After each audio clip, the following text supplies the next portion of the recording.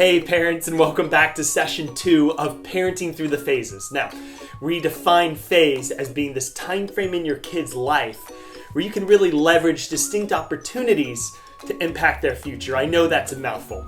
Last week we talked about how each phase, it seems, is moving faster than the one before, right? Our kids are constantly growing, whether it be physically, mentally, socially, or emotionally. So we as parents, the way we approach parenting needs to change as well. And to adjust appropriately, we as parents need to really understand each one of these phases and all of its variations. We need to pay attention to our kids. And maybe a question we need to start asking is, how can we rediscover them now? Let's get started. Hey Dave. Hey Trip, How you doing? So I'm gonna ask you guys some really fun questions. You guys are a good looking bunch. Thank you. Thank you. How old are you? I'm 5. I'm 8. 12. Pretend that we're old friends. Pretend we're sitting in a room with a bunch of your friends from school and we're talking. I'm not buying it. What would you say is the hardest thing about being 8? Recess. What is the hardest thing about being 4? Playing with my brother. What's the hardest thing about being your age right now? Cooperation and listening. The hardest thing is it's really hard to choose what I want at a store. Which one of your fingers tastes the best? Colin, how old is your dad? 1,000. What do you think your parents were like when they were in high school? I don't know. I don't know. No. Well, she didn't play with Barbie dolls because she liked to do her hair, and every time she tried to comb the hair, the doll's head would pop off. I think they were crazy. My dad was probably a troublemaker. 7 in unison.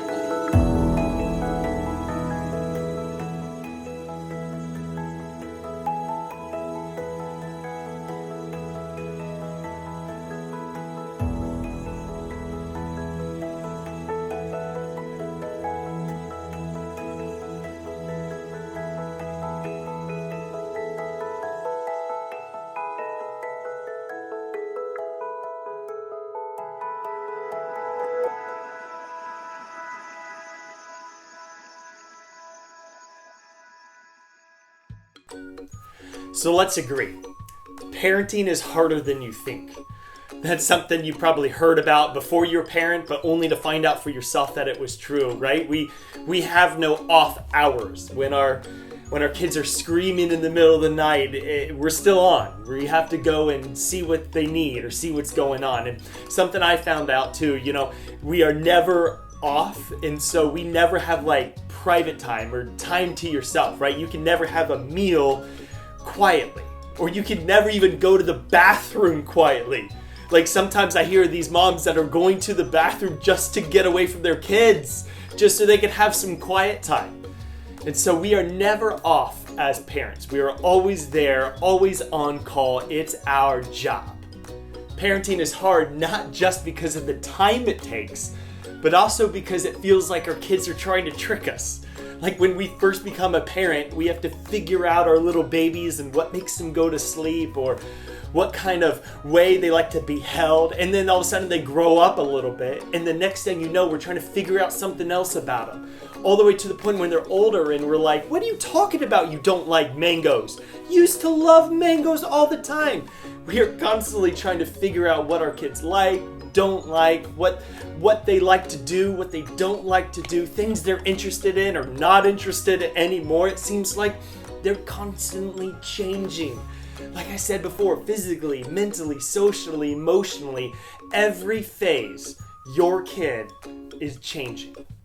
If you're a parent of a kindergartner right now, you ready? They will never be a kindergartner again. Like they'll grow up and then they'll be a first grader. So you will only know them as a kindergartner right now. And I don't say that to depress you. I say that to really highlight something unique. Like there's something unique about your kid right now that you know and that you can relate to them at that level right now to impact their future, like we talked about in the definition of what a phase is. So really highlight the fact that this time period right now is the only time period you would know them at that age. Each one of these phases gives us a unique opportunity to influence them, and I hope you see that. So here's what we're gonna do.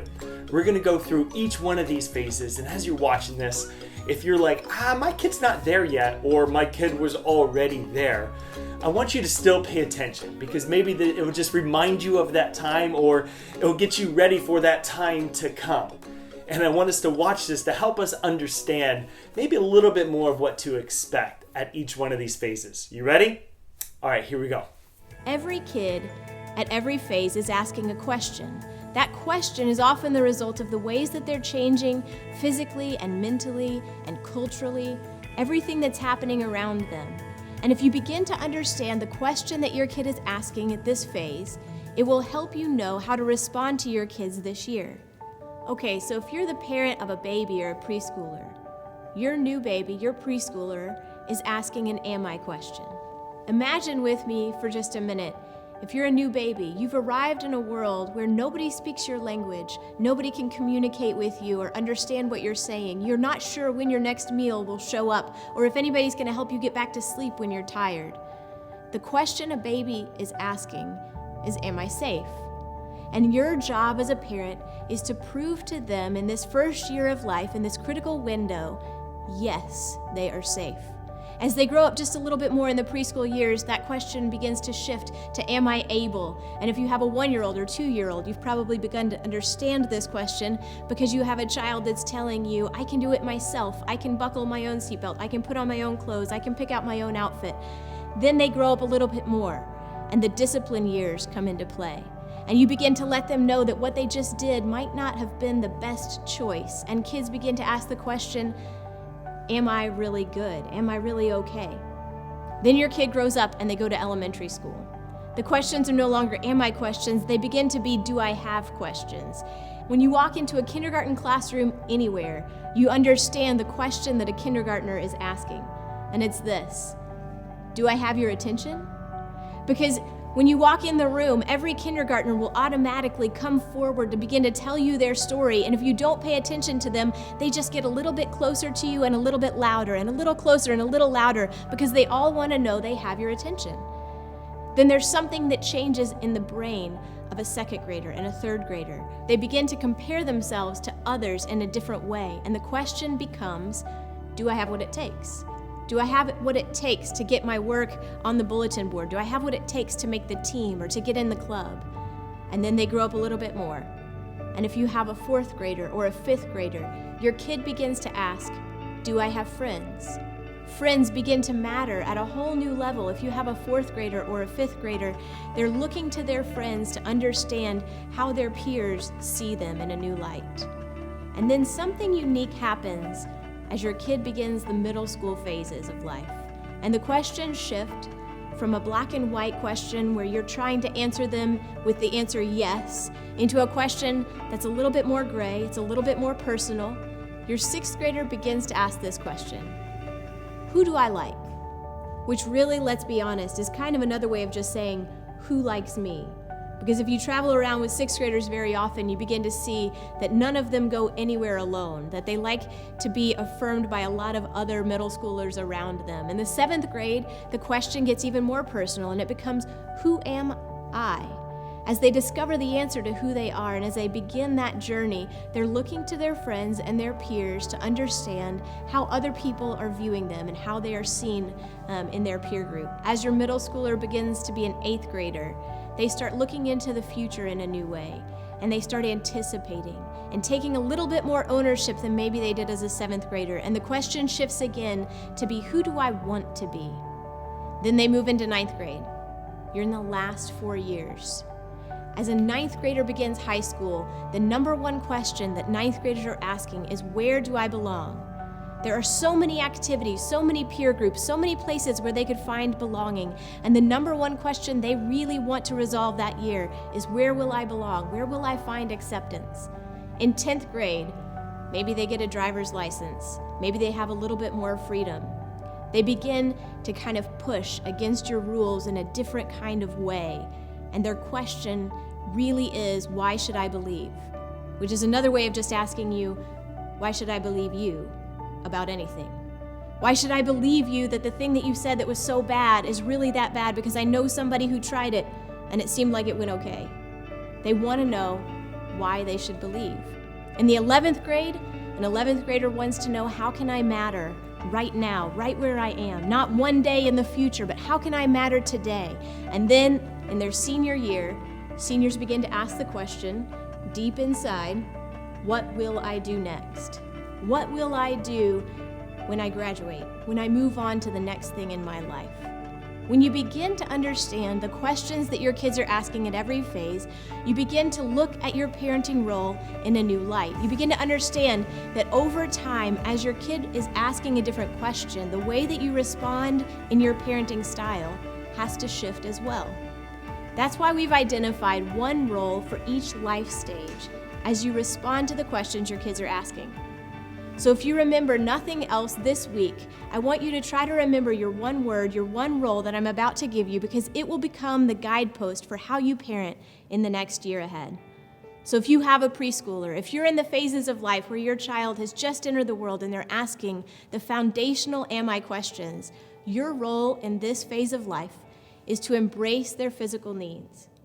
Embrace their physical needs by consistently showing up over time to let them know that they're safe, to let them know that they're able, to let them understand that they really are okay. If you're a parent in the elementary years, you're in kind of the sweet years of childhood. Your kid is old enough to do some things on their own now that they haven't done before, and yet you're not quite to the middle school years where maybe the emotions and the hormones are ramping up in a new kind of way. In these years of elementary school, your role is to engage their interests. And I'm gonna give you a little secret. Every elementary school kid is interested in the same thing. They're interested in themselves. If you want to engage the interests of your elementary school kid, you need to be fascinated with who they are. Pay attention to them, listen to their stories, maybe look back across their earlier childhood years and tell them a little bit more about how you saw them as they were growing up. Then in the middle school years, your role is simply to affirm their personal journey. We say to affirm a middle schooler simply for this one reason, because we've never seen a middle schooler who was overly affirmed. Every middle schooler craves affirmation, especially from you, their parent. So affirm your middle schooler, affirm their personal journey so that they know that you are there and that you are surrounding them and supporting them, even in these years where there is so much change taking place. And then if you have a high schooler, your one role is to mobilize their potential. These are the years where there's a lot of holding on and letting go, and sometimes it won't feel comfortable and sometimes you won't know which one you're supposed to do in the moment. But your ultimate goal is to mobilize their potential for whatever is next. So last week we talked about how you have a limited number of weeks. We challenged you to get maybe a marble jar or some other system so that you could begin to identify the number of weeks you have left with your kid. This week, we want you to pay attention to what is changing, how this phase is unique and different from maybe the phases that have come before or the phases that may come later, so that you can understand that you have a unique opportunity with your kid right now. So, pause. Pay attention to what's changing in your kids in this phase and begin to ask yourself, what can I do to rediscover them now?